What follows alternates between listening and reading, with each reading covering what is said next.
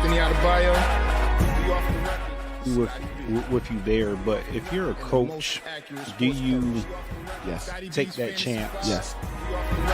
You can reach us at the Off the Record Show at gmail.com. Anthony Adebayo and the most accurate sports coverage. Scotty B's Fantasy 5. We're different from any other sport. His sophomore year. Comes back and says, you know what? And your boy, Scotty B.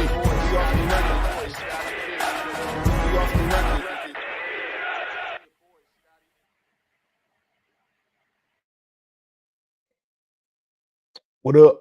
There goes Scott again. Hey, how y'all doing? This Off the Record. I'm Anthony Adebayo.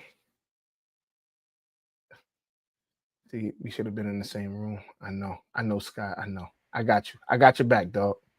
Now I'm off mute. Can you tell people who you are? Yeah, I just did. Scotty B. While you was on mute? Nah, not even while I was on mute, man. All right, man. So we're back this week. Finally, I feel like it's been a while. The season done started. I guess before we start, how you been, man? Tell the people how you been, what's been going on. Oh man, I've been pretty good, man. Like you said, started football season, you got college football, you got NFL. It's been great. Yeah, so you know, I guess around this time is a lot of things that happen, especially once football season start. One of the main things is fantasy, right? And if anyone knows Scott, he's pretty competitive. He's actually very competitive. And one of the reasons, something you hear in the intro is called Scotty B's Fantasy 5. And I know I've mentioned this before, but Scott doesn't do the Fantasy 5 anymore because he doesn't want to give people ideas that's watching so he won't lose in fantasy football. Am I accurate, Scott? No, that's dead accurate. Yeah. Which is crazy because he's a good enough fantasy player where that shouldn't bother him. And you know, I personally, I'm sorry, y'all. Personally, I feel like it's crap. I think that he should do his Fantasy 5. So what I need the folks to do is to write up a petition and say you want the fantasy, you want Scott's commentary on fantasy football because he's almost a genius, except for when he goes against me. We have battles back and forth. We both won leagues and whatever, but I don't even use his information. I promise y'all sometimes, but you know. So this is my redeem season. I had a terrible. God, we was just in the championship together. We was just in the championship together last year. We was just in the championship together. In one league. Now you play in how many leagues do you play in? I play at 9. So from an odds perspective, right? You know, I expect to at least be in at least third place in at least 5 to 6 of those leagues. So I probably out of 9 leagues, maybe placed in maybe 3, which is not good odds. So I've got to get my crap back together. A lot of our listeners, we play in the same league at some point, and you can't be giving people advice if they're kicking your butt, right? So I got to regain some dominance before I can start giving people advice on what they should be doing. Okay. All right. Well, you know, again, we see the season started last week, and I know there's going to be some games we come back to. What were your thoughts on as a whole, you know, the NFL Week 1 season? You had a lot of new faces in new places. What were your thoughts on Week 1? Very surprised at how low scoring it was, in my opinion. Very surprised that we really didn't see too many breakout quarterback games outside of Buffalo Ravens game, which we'll talk about a little bit later. But for the most part, the defenses held the teams down. Games were pretty close. It's to your point. I think you said this in the pre-game show. We're going to get some new stars this season. It's going to be some new stars that emerge that are going to surprise some people. I don't know who it is, but just the way this season started, I don't see it as being the typical season where just the Chiefs run away with it, or even possibly the Eagles. Like, I think it's going to be some different teams that are in the mix that people didn't expect. Now, again, I don't know which teams they are, but just watching this first week, there's a lot of teams that have an opportunity to win it all. Like, it's not just given to one team this year. Okay. All right. So I know that me personally, I thought that there was a lot of surprises, right? And I don't want to, because when you have a new season, different things. There were some things that I was hearing, watching TV and just watching, some of the different analysts or experts, as you would say. I heard a lot of the Cowboys are gonna get blown out. I heard a lot of the Jets were gonna stink. I thought that the Jets was one of the teams, even though they lost, surprised me because of how well Justin Fields played and some of these other guys that they've been written off. I mean, even the Steelers, Aaron Rodgers throwing for 4 touchdowns is interesting, and I feel like those are like some of the surprises, because now the questions are, can Aaron Rodgers and the Steelers keep this up? Is their defense really that bad? Can Justin Fields keep up his play? Will the Jets have some sort of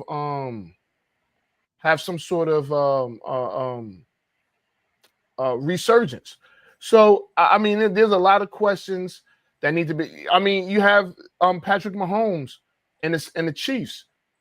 Week 1, and I hate to say it like this, but I feel like week 1 is almost like a throwaway week, right? Because nobody knows really anything, because a lot of these guys haven't played in the preseason, and I think that's where your low scores come from. You have some guys that's probably not in that great of shape, and they're just working their way back into football shape. So, I mean, we'll see. Week 2's coming. Green Bay plays the Commanders. I did go to the Commanders. Funny story. Went to the Commanders game, and held the flag this year, like the American flag, which actually covered the whole field. And let me tell you something. It don't matter how many weights you lift. If that flag pull you going, right? So right. You kind of had to. It's a good opportunity. If you ever had the chance to do it, or anybody gets the chance to do it, you should do it. You on the field. I happen to be on like the Giants side and by the end zone. So I saw Dexter. I saw all of them. And, Dexter Lawrence, a big dude. He's what they call the first one off the bus, right? But I thought that was a cool opportunity, even though I was in enemy territory. But I thought it was a cool opportunity to, to hold the flag. They had the flyover, come over with the Jets. I thought that was pretty cool. So that was I thought that was pretty cool. So funny story. We have a guest, and I'm sure most of you guys saw like the Instagram posts and our promotion.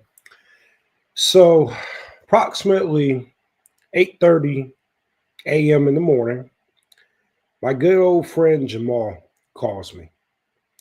And when I pick up the phone, Ant and Jamal are on the phone. So Jamal starts and he says, "Hey, I've got a challenge for you and Ant. I want you to do a 36-hour fast with me, right?" So Ant says, "Absolutely not. Didn't prepare myself." I say, "You know what? I haven't ate breakfast. I haven't ate since 8 o'clock last night. I could possibly do this." So I had Jamal. I let him talk me into this because he's like, "Hey, Scott, you're a strong-willed person. I believe in you. Hey, look, you go to bed at 8 o'clock. Everybody in the world knows, like, literally, you just got to make it another 12 hours. You wake up, you're good. You've done your 36 hours.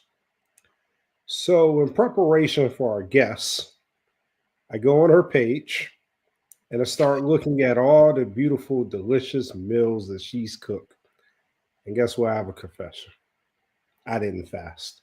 After I looked at her page, I went and grabbed something to eat. Uh, yeah, yeah. Not ashamed to admit it. Because one of the things was I was supposed to come on here and say, "Hey, I'm fasting," and get a lot of motivation from the fans, but direct opposite. I broke my fast today, so there it is. I've admitted it. I've been holding that information very very close to me because I was ashamed to admit it. But yeah, I broke my fast today. You soft. See that's the problem. You shouldn't have agreed to it in the first place. That's the first thing. That's why I didn't have a problem. You didn't want to that's why I listen. didn't have a problem breaking it. Because I was like, why would I ever even attempt to even do anything like that? All right. So, I can't believe you. You're just weak. You're weak. Okay? It is what it is. All right, so let's bring on our guest today.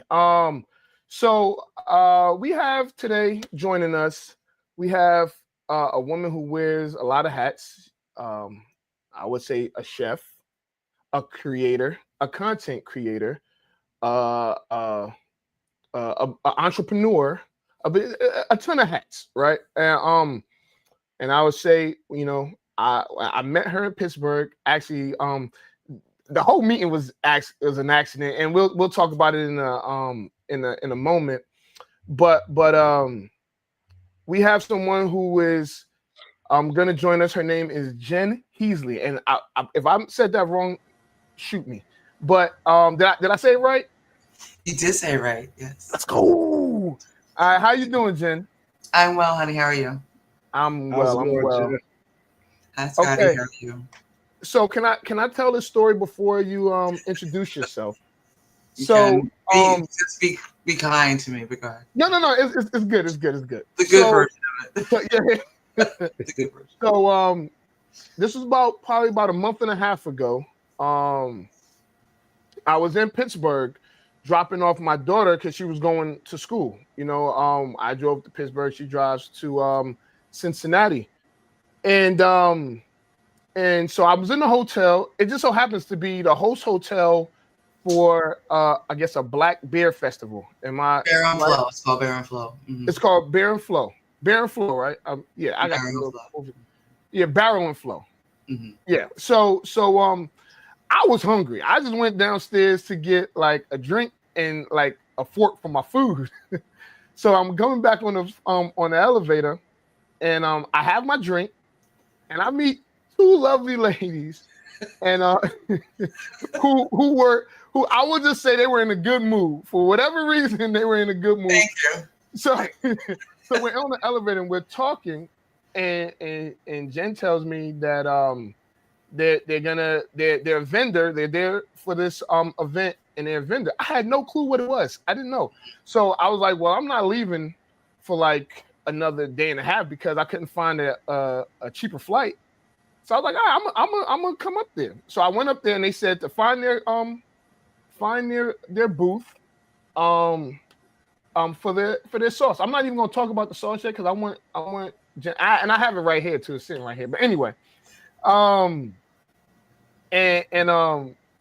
thought it was cool. So I went there the next day, and I saw their booth, and I said, damn, I wasn't expecting what I was gonna see. It was like a bunch of sauces, different flavors.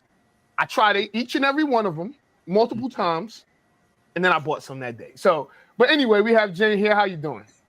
I'm great. Thank you for that really watered down version of our Yeah, no. You know, I'm happy that you came. Like the negate, like not negate me, but like the sauce is great. But the festival itself, Yeah. like just shout that out. The festival itself is amazing. Yeah. It's the largest black awesome.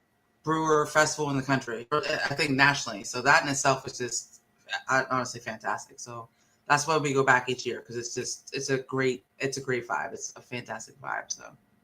And is it is in August every year, or is yes, it's every August, and then this year.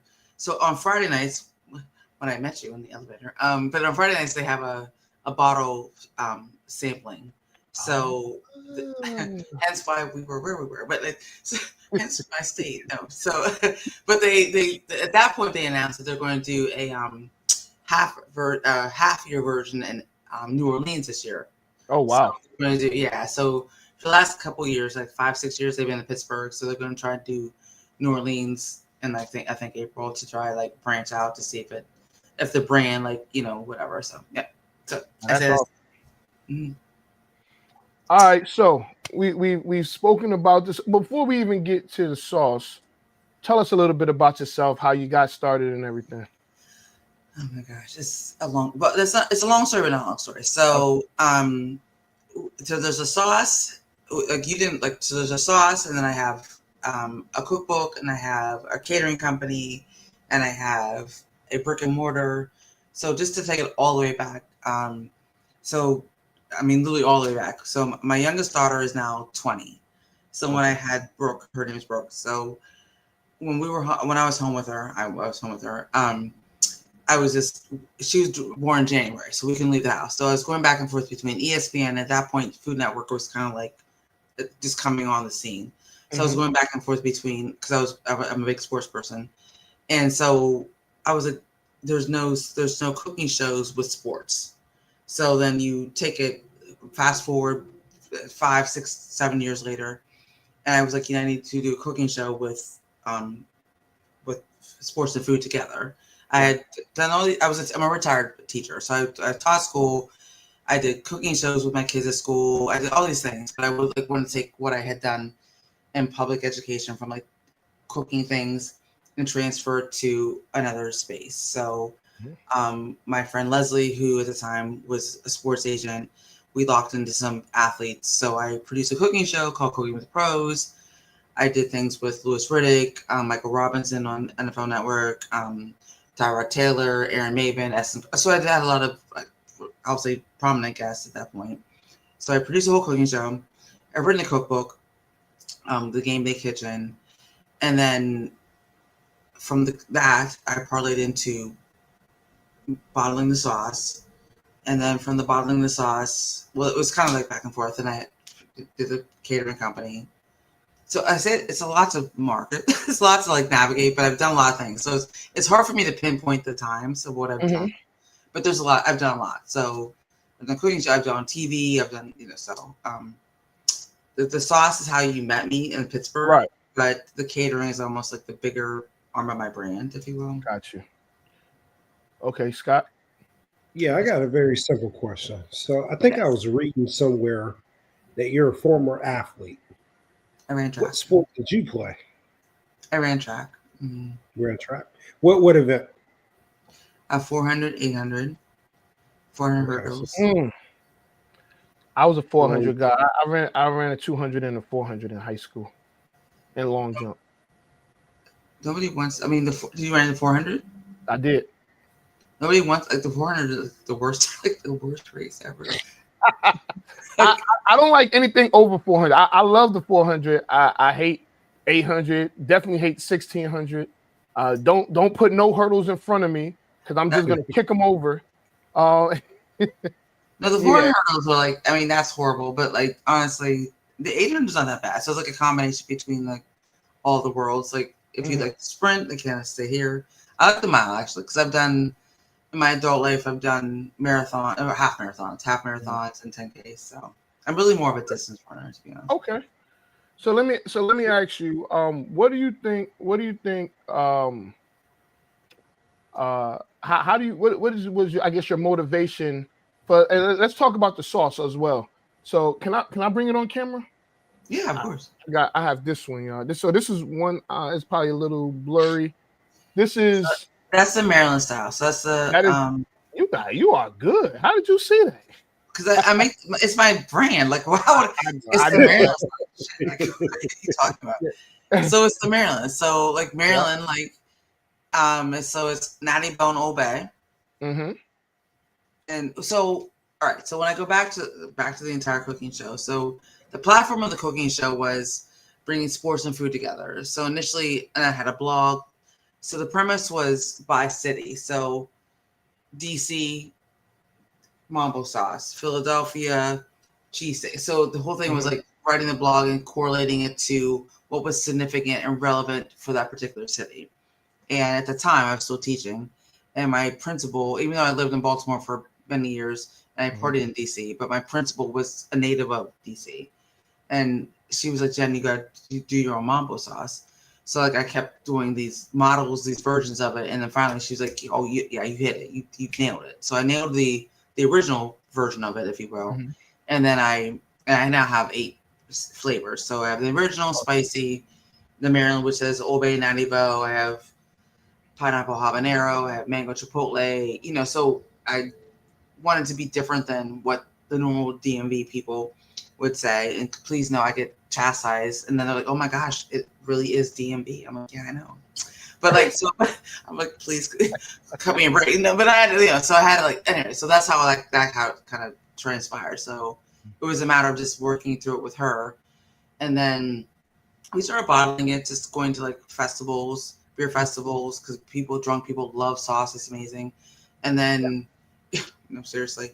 And then, I would go to mall kiosks and, well, it's a lot. You have to, the grind to sell the stuff and the grind to get yourself out there is like no joke. Like you have to be really in it to win it. And my kids, I'm telling you, like we joke about it, but my kids did so many service hours, if you will. But like they were in seriously, a Black Friday? Are you kidding me? Your kids are they're like, we can't be. Like we can't be. So no, my kids do so much work. But you have to really be dedicated to it. So like that was kind of how, honestly, even though I started with the catering, the sauce brought me back here, and the catering is really what maintains the brand. But that's how the sauce came about. Okay. Let me ask you this. I'm not trying to cause no controversy, but I do want to know how does your sauce differ from, say, I don't even, what is it, Capital? I ain't gonna name anybody else's sauce. How would it differ from anybody else's sauce? When I've encountered people in, again, like a kiosk space,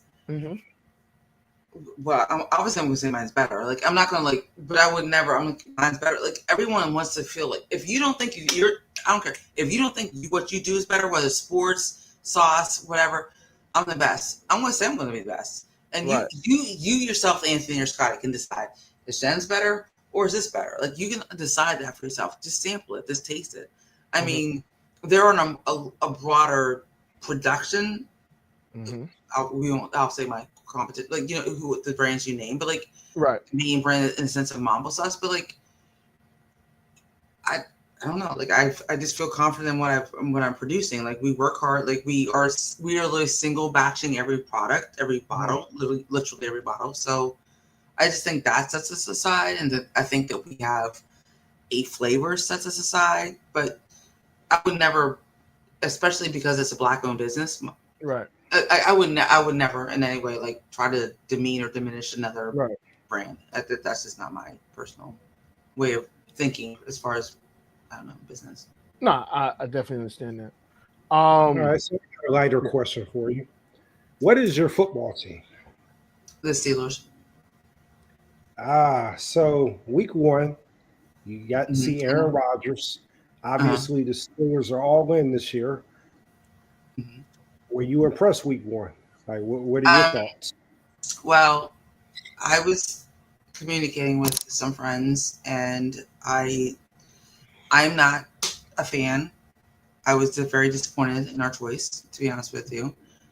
I think that even just the delay on the pickup, like how long? Oh my God, how long do we have to wait for this? I mean, letting go of Aaron or letting go of Justin and Russell. I don't know. There was a lot. So I felt like we could have gone in a different direction.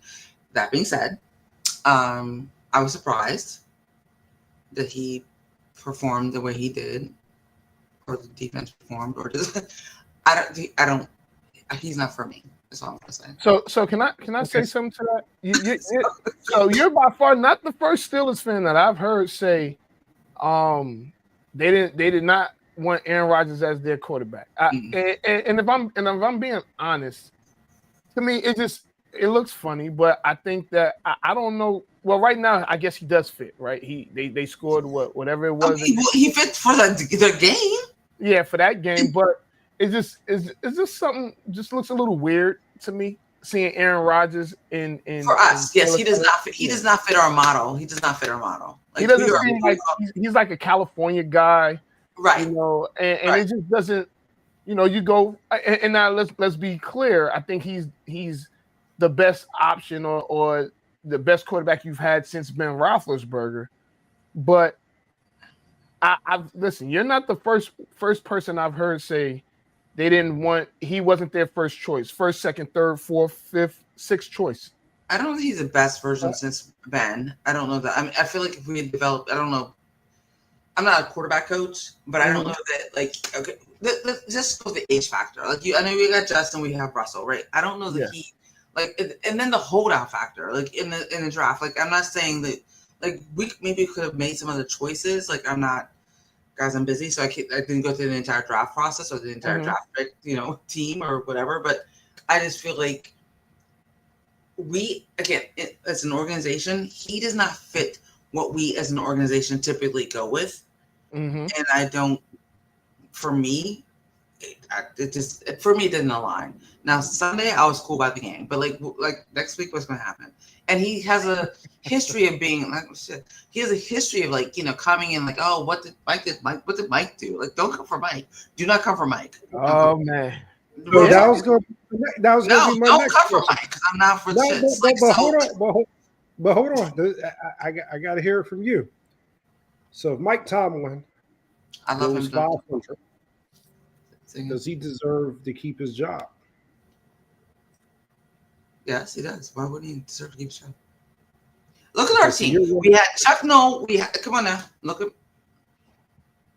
We have history. We have a long history. Like, we are a dedicated. He's a winner. He's a winner. He is a winner. So, I mean, at some point, is he not a winner? I mean, like. No, he's a winner, and I think we've been Mike Tomlin fans. I mean, Mike Tomlin's a good coach, and good coaches. They're hard to find, right? But I know a lot of Steeler fans want Mike Tomlin gone, and they feel like it's maybe time to give somebody else another opportunity. So I was just trying to gauge whether or not you were one of those fans or not. I'm not there yet. I'm not saying let's give Mike this year. Year. I feel like. And maybe he's tired. You know what I'm saying? Like you've been assistant for a certain period of time, and maybe he needs to be refreshed. Like, think about it. If Mike left Pittsburgh today, every NFL team was like, "Oh my God, we are picking him up right now." Every single team is like, "We are snatching him up," because how his players respect him, his consistency, like that. My man comes in there, he does not play games. Like, look at his press conferences. I want to be him. So he's not playing games. So everyone who is not like, so they're swooping him in. Like, so I agree with that as well. Seriously, you got Bill Belichick down here. Come on now, come here, Brett. So it's just like, seriously, did you not watch the game? Like, come on now. So everyone, I mean, I watched it just to see him lose. I'm just saying, everybody is coming. I pray for that. So Mike, there's so many reasons why I want Mike to be successful and get a Super Bowl, but to that statement, like, I feel like if there's not a full playoff run, like a legitimate playoff run, and potentially, to Super Bowl, I think he himself may be, you know what, it's time for me to move on, and like so. But I love Mike. I love him. Mike, I love you. Really. Okay. All right. So we about to get into the winner of the week. Who's This should be fun. So hold on 1 second. Let me get. It's been a while since I had to do this. You know, last time we recorded, we was in the studio, and I have responsibilities again. It's like, God. All right, let's go. No, you're a winner. No, you're a winner. No, you're a winner. No, you're a winner. Scott. Oh, I thought you were gonna play the music. It did play. I don't know what's going on with Scott right now. Scott, can you hear me? Oh, I can hear you. All right. Oh, I can hear you. See, this is all your fault, right? Because we're supposed to be in the same room. When we're in the same room, we don't have these technical difficulties. But when we're not in the same room, we're on sound delay and look, I'm just gonna say this, right? Because I'm about to change my winner of the week to Ant. When there's a technical difficulty, you just got to go with it, right? You just have to go with the flow, right? But every time he feels the need to call me out. Oh, Scott, I didn't call you out. I just said, Scott. Scott. I'm on delay. I'm on delay. Anyway, winner of the week. This week is Mr. Jalen Carter for the Eagles. What he did to Dak Prescott was just inexcusable. Spitting on an individual spitting on an individual is just one of the nastiest things that you could do. And I know that he was reprimanded to an extent, but I really, this is kind of a dual winner of the week. So Jalen Carter for his actions, but I really felt like the NFL should have stepped in here and gave him a steeper punishment for that, just because of the agenda that they've been trying to push with the whole sportsmanship and eliminating all the taunting and all the rules that they've put together in the offseason. I really felt like they had an opportunity to kind of like send a message that that type of behavior wouldn't be tolerated, and they dropped the ball on that. But I don't want to get away too much from the behavior, just spitting on somebody. When I saw that, to do that on national TV and just, this is nasty and just unacceptable. And for that reason, man, Jalen Carter, he's my winner of the week. What were your thoughts? And look, I'm not a Cowboy fan. You know, normally that would be something that Ant goes off on a tangent, but wrong is wrong, right? What were your thoughts when you saw that? You asking me first, or you want Jen to answer first? Well, we let Jen answer that because I'm sure you're a little upset. Well, I mean, so first of all, I think Dak did something first, but then it was, for me, again, as a teacher, and I would see, it's a retired teacher, and I would see kids, it was like he was like almost like a juvenile behavior, right? It was like this, you know, like he couldn't control his actions. Like, I'm a child, like I want to do whatever. But I don't want exactly, it was hard to see from the replay. Let me put the replay. So the replay, Dak did something, and just the simple fact that he was so like face to face, and it was very personal. I think that in itself said something about whatever he has going on with himself. Not that I'm a psychologist, but it was personal. So for me, I mean, there was a fine, whatever the fine was, maybe 57K or something. Mm-hmm. And then, okay, did he get a suspension or didn't get a suspension? I'm not sure, but I think that there has to be a conversation within the NFL and how these players are interacting with one another. I mean, it wasn't that serious to me. Like you're face to face with another player, and this is the reaction because I don't know whether the agreement, whether it was a disagreement. I wasn't sure exactly what transpired when it happened, but I just think that I think the fine is one thing, but I think there has to be a conversation about outside of the game, or inside of the game, I guess, really, about how they're interacting with their peers and when things don't go their way. Because it could be, obviously physical things that happen. I don't know. It just...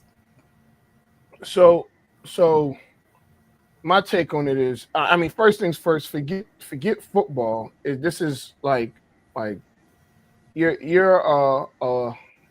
to me, if somebody that spits on another person is that's like the lowest of the low, most disrespectful thing you can do, aside from like killing someone and some other things that I would put above spit. But spit is aside from killing someone and doing something like that is like disgusting. In this situation, what ended up happening is from what was told was Jalen. There's a rookie that's starting on the Cowboys line at guard, and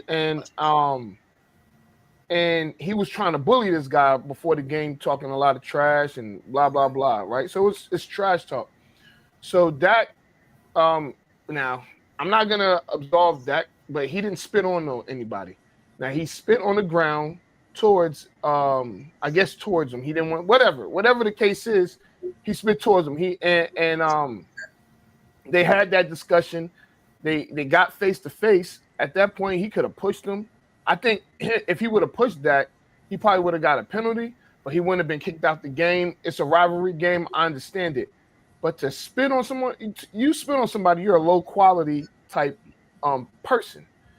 And so I agree with Scott, and I agree with some other people that he should have been suspended at least 2 games, right? Or if not 2 games, he missed the next game, and that'd be because they ultimately gave him a 1-game suspension, but said since he didn't play it down in that game, that game counted as his suspension. That's what. Okay, so it translates that he didn't get the suspension because he didn't play that down. Right. So he didn't get suspended because he didn't play any of that game. And me personally, I think that's letting him off the hook, right? He's been known since he got out of college. He's been known to have some sort of behavior issues, right? That's why he ultimately ended up on the Eagles, because his stock fell. Now, I do think he should have missed the Eagles game. I mean, the Chiefs game that's coming up this Sunday.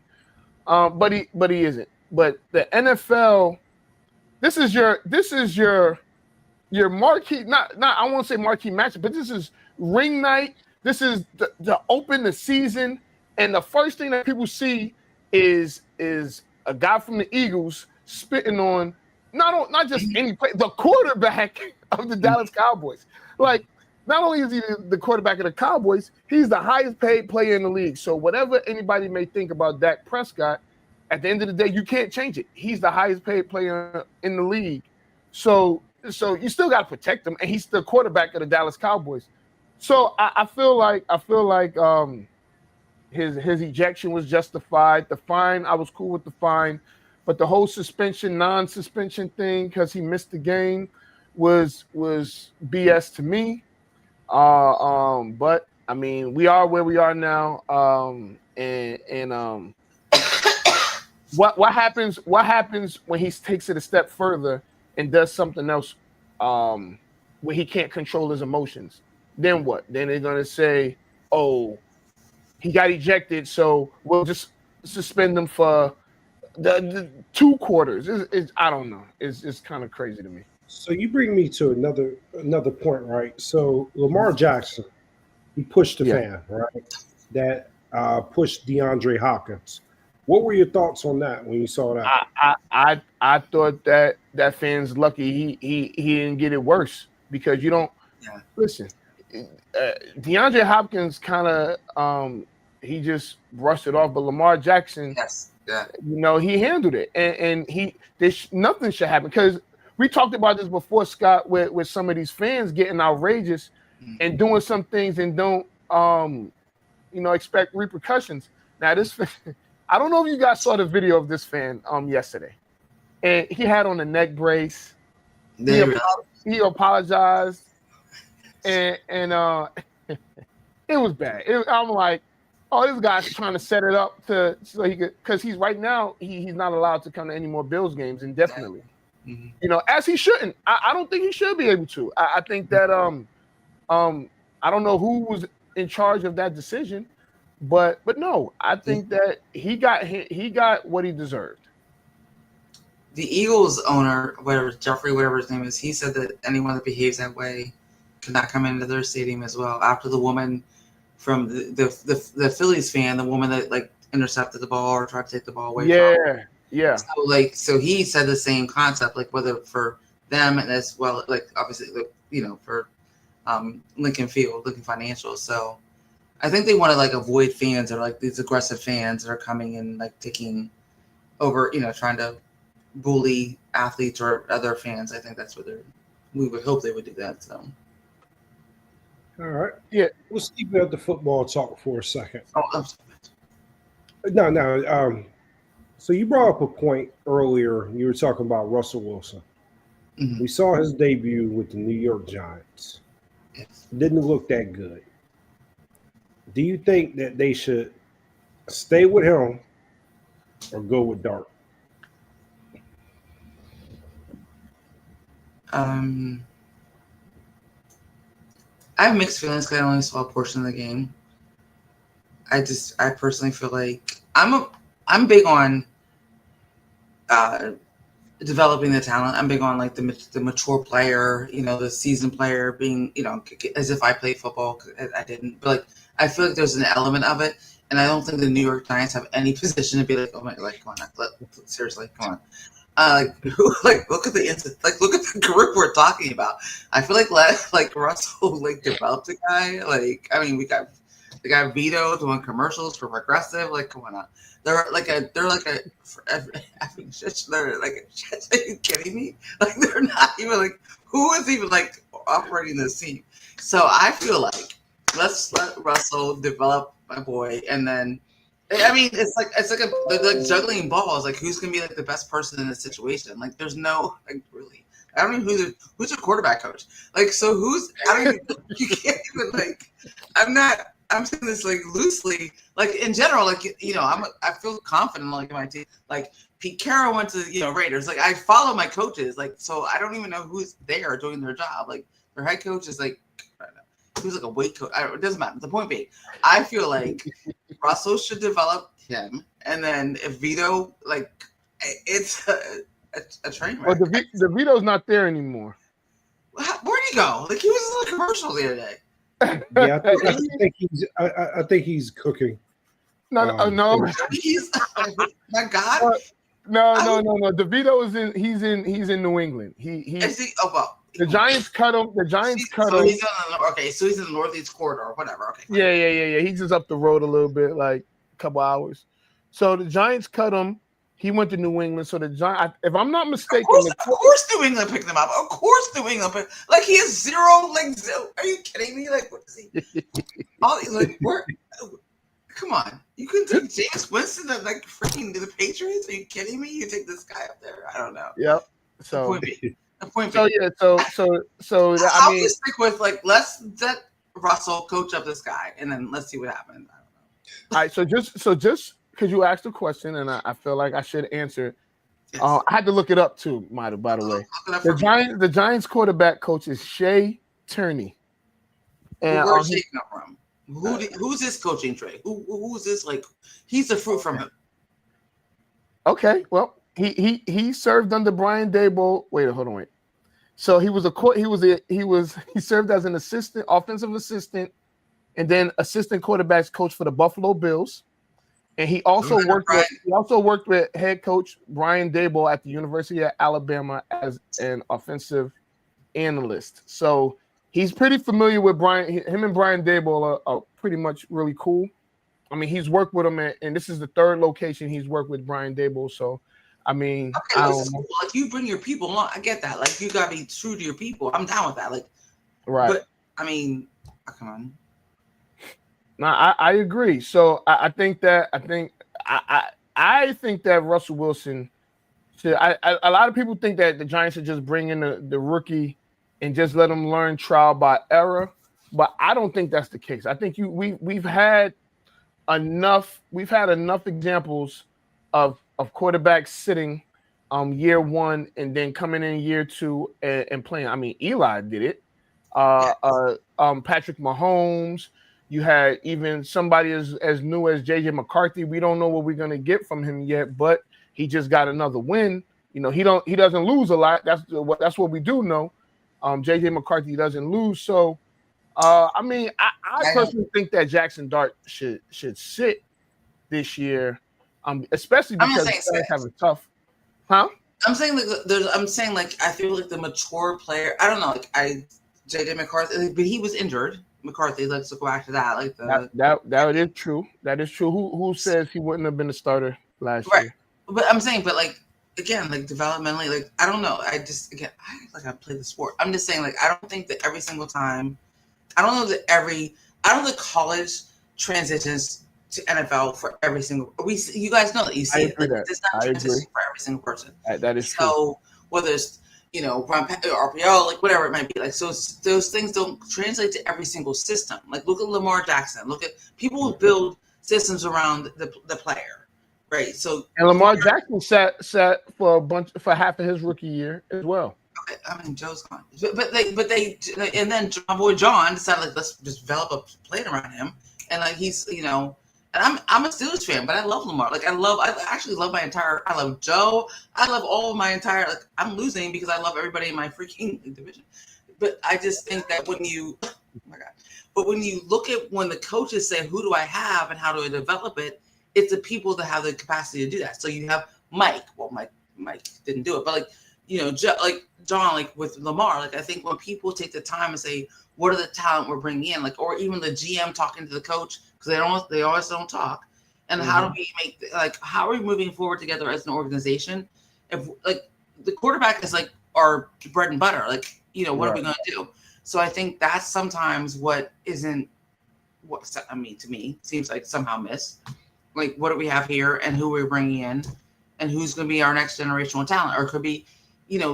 It could be the lineman, right? The lineman, or all these things. I don't know. I'm sorry, I'm talking a lot. I'll stop talking. But you're good.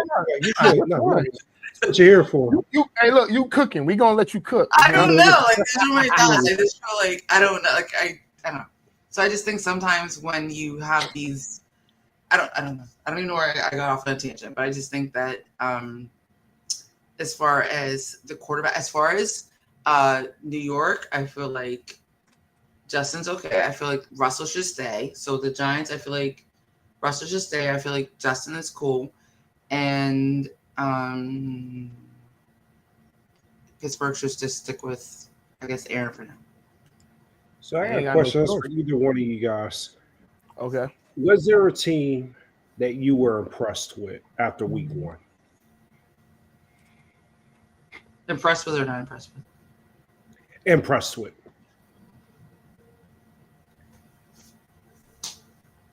You want me to start? Either or. All right. So there were a few teams.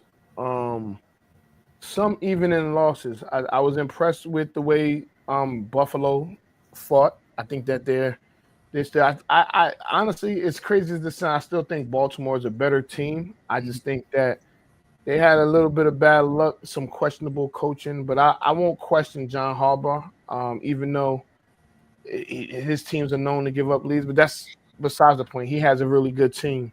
So I was impressed with both of those teams for that game. I was impressed with the New York Jets, even though they lost. I didn't see them scoring 30 points.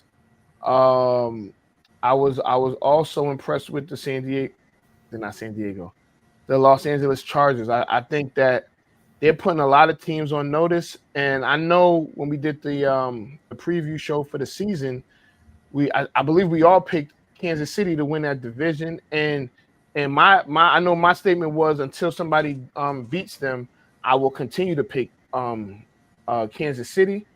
But I think now Jim Harbaugh doesn't lose opening games, but I think that the Chargers put a lot of people on notice, and I think that Justin Herbert is playing for that MVP. I think that I've been hard on Justin Herbert, right? I've been like, oh, he's overrated. He's getting all of this praise when he hasn't done anything. Now, it was only one game, but what I will say is that Justin Herbert looked like the best. That's the best game I ever saw him play. Absolutely. So I was impressed with them. And one other team I was impressed with was the Cowboys. I wasn't necessarily shocked at at the outcome of the not the outcome, but how close the game was. I felt like the Cowboys should have won. I actually picked them to win, not because I'm a fan, but because I know losing coordinators and losing all those players wasn't gonna be easy for the Eagles. Where I was most impressed with the Cowboys was the defense and the way that they played together. They were fundamentally sound, especially in the run game, and they shut. I mean, most people say that the Eagles have a top 3 receiver tandem, and those guys were shut down. So I think that defensively they were sound, and that's what really surprised me the most. So those are the teams that I was surprised with, or not surprised but impressed with. You guys have to be like more like I guess I would say I was shocked actually by the Cowboys. I really thought that I'm saying shocked. Like come on, I'm a Penn Stater, so the fact that Micah Parsons leaving whatever to go to the Packers. Yeah. So I was shocked at the outcome of the game because I thought it would be a much bigger blowout. To be honest with you, I don't want to say I'm a fan or not a fan of Dak Prescott. They have consistently not. They always drop the ball. The bottom is like they just consistently drop the ball. Like CeeDee Lamb, like there's a lot that happened there. So I would say I was. Oh my God, you're a Cowboys fan. I'm sorry. I mean, do you like Micah? Did you like Micah? I do. I was so. I mean, you had to. Like, yeah. Now we're going. We made a hard left. And I say this, I was super emotional, not emotional to where I was crying or anything. Let's be clear. I wasn't crying or anything. I was disappointed. I was disappointed at the move initially. I was upset about it because I'm like, this. You don't just get Micah Parsons just out of anywhere. Like this is a special talent right here. So. And I knew about Kenny Clark, and I know that, but I know that he's good, but he's not Micah Parsons. So I was disappointed to see that they he got traded, and I was frustrated with Jerry Jones mainly because it just looks like he's just super stubborn right now. And stubborn is what it is, or he's the control. He's an egomaniac. I was like control. Yeah. Like he's an egomaniac. Like, come on, like look at his. Yeah. So it was. That's probably not to have a handler. Come on now. And what normally happens is he'll talk trash, he'll do all of these, and then he'll pay the people. Now, personally, we may not have gotten Kenny Clark, but we could have got someone else, for the run game. But you know what? If the defense is going to be this effective against the run again, and they played one of the best running backs in the league. Now, there's some people out there that they could possibly get to help with the pass rush and in the run game, and I'll give y'all 2 of those names real quick.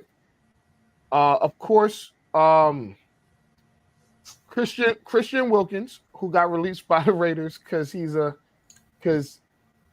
weirdo, but he can still play football.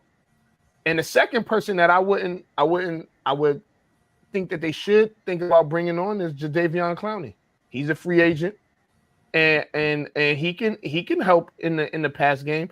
Jadeveon Clowney is not Micah Parsons, but at one point, they thought he was a special type of talent. Jadeveon Clowney, I'm team him. Jadeveon Clowney. I think it's kind of too early to say I was impressed with the Cowboys. Like I said, you did admit that a lot of people did think that the Eagles were going to run all over them, but I think we got a lot of right. I was impressed with Tampa Bay. I think Tampa Bay is going to be a force to be reckoned with down there in the NFC South. Yeah. I also was impressed with the Raiders and Geno Smith. I think that they're going to surprise a lot of people. I think that was a sneaky good pickup. Him playing with Chip Kelly and Pete Carroll is a real good combination. like you said with the Jets too, I think the Jets have figured out, and I know it's one game, but if you keep Justin Fields out of long passing situations, get ahead in the downs, and let him just kind of figure it out. The way that they called that game, even though that they lost to Pittsburgh, I thought that was one of the better showings that I've seen to Justin Fields. He made very sound decisions. He moved the offense, so it's going to be a pretty good season. Yeah. And how about you with Atlanta? I don't know. Say that again. With Michael Penix, I thought he played pretty good too, even though that they lost. So, and they should have won because I don't know why that kick, but he missed the field goal. That NFC South is gonna be between Tampa Bay and Atlanta. It's gonna come down to them. I think they split this year. But yeah, I mean, I thought it. My bad. I thought it was some good football, some good games to be watched. So this week coming up, and before we finish, I'm gonna do a video later on either today or tomorrow with my predictions, and I'm gonna give some parlays. I don't mind sharing parlays, unlike Scott, who minds sharing fantasy information. But I will share some parlays to help all of us win some money. You know, we'll see. Yeah. So Jen, I know we getting ready to wrap up. I mean, we've been here. Can you tell everyone where to find you, where they can find you on social media, email, your website, whatever? I mean, so the sauce is sweetmamasmambosauce.com. But what we didn't cover is like the catering is like the bigger part of my brand. So yeah, if people just email me at cookingwiththepros.com, that's like really like what we do. I mean, I do it all, but okay, all right. So you said Cooking with the Pros where? cookingwiththepros.com or cookingwiththepros at yahoo.com. At yahoo.com. All right, cool. So we'll share that email address as well. Definitely share your Instagram and things of that nature. So I have one last question. Well, it's actually a two-part question. First, who is the I don't want to say biggest. What athlete have you worked with that was the most fun? That's the first. Second, in regards to catering, what is the biggest event that you've done? I think it was most fun. I hate to this is old school, but like Sean Springs, he's an Ohio State person. Okay. Yeah. He played for the Redskins. Oh yeah. So Sean was a lot of fun. So okay. Sean, I enjoyed just his personality, his overall personality. I mean, I worked with Tyrod too. Like, there's different people. Like Sean was definitely like probably the person I had the most fun with. Okay. What was the second question? So the you made me. The biggest event that you've catered, the largest event. Oh my gosh, I've done a lot. So I've done a lot for Penn State as Penn State alumni. Okay. I catered for the Penn State football team. Okay. I don't know. I've catered for the governors of Pennsylvania. So Governor Shapiro now, Governor Wolf previously. Nice. I've covered for the NFLPA. So Andre Collins. So I don't know. There's a lot. I've done a lot. So okay. I've done a lot. All right. I can't pinpoint one. It's different people will. So I got a question. The link on your Instagram now take you to where you can get the sauce. The link in your bio. If they just go with sweetmamasmambosauce.com, it's there. Okay, so I try that. He's trying to buy the sauce. Yeah, I'm trying to make sure I'm not Bye. But no, listen. I'm gonna tell y'all the sauce is amazing. I show you. This is another bottle. This is a whole separate bottle. Don't ask me why it's by my desk. It's been there before. That's right by the desk. Be dedicated to this house. I have another bottle here that's not even open. So, but no, it's really good. So I think right now the peach is my favorite one. Everyone has their favorites, and different flavors for different, proteins or whatever. So they, the Maryland sauce is not going to go well on, certain things. So it is I thought that you're in Giant, Amazon, like you're all over the place. So I'm in the grocery stores. Definitely keep. I am in the grocery stores. I am. Yep. So, all right. Well, I think we covered everything. We're gonna get you because we ain't talking Penn State, Notre Dame, because or Michigan. We didn't get there. Maybe when we get you on here next time, maybe we'll be live. We can be live. Yeah, we'll be live. We can be live. That's fine. I have no problem. We'll have something. We'll do something. I don't know, but we didn't really get into college football. I have no problem. Say that again. We can go live on any game day, and that's no problem. Okay. All right. Yeah. Hey, look. All the teams. The world is our oyster. So the world is our oyster. Always remember that, people. One great life to live, people. Let's live it. Come on. Hey, absolutely. Again, thank you for joining us. This has been great. Thank you. Until next time. Thank you guys. I appreciate it. Thank you for your time. Yeah, we appreciate you. All right. Bye-bye. All right. Again, that's Jen Heasley. We definitely appreciate her for joining us today. It was amazing. Scott's about to go get some sauce. I'll post it and we'll repost. So I found it on Amazon, but she said get it directly from the site. Yeah, we'll post the link that Scott buys, and then he's gonna take a picture with the sauce. But again, thank you, Jen, for joining us. Everybody, we appreciate y'all. Check us out on Instagram, the Off the Record Show. Scott, what's your Instagram name? Are we still on that mission to get your followers up, or we move past that? No, we getting them up. It don't matter. We all got to get our followers up.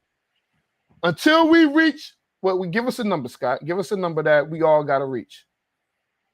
1K. 1K is a 1,000. Perfect. Until we reach there, then we work on the next level. I think I might be over 1,000. But anyway, that's you're probably over 1,000. It'll probably just me. But again, on Instagram at the Off the Record Show, on YouTube, our Off the Record YouTube channel. Facebook, follow us everywhere. Follow us our personal pages as well if you want. It is what it is. But anything else, Scott? Nah, man. I think we got it. All right. Well, be on the lookout. Be on the lookout for my predictions. I'll probably post them tomorrow, or I don't know. I'll post them. It'll be before the game. I know that. It might be tonight. I don't know. I don't know. So nonetheless, we out, right? We done? This is Off the Record. I'm Anthony Adebayo. Boy, Scotty B. Yep. Anthony Adebayo. With you there, but if you're a coach, do you take that chance? Yes. You can reach us at the Off the Record Show at gmail.com. Anthony Adebayo. And the most accurate sports coverage. Scotty B's Fantasy 5. We're different from any other sports. His sophomore year.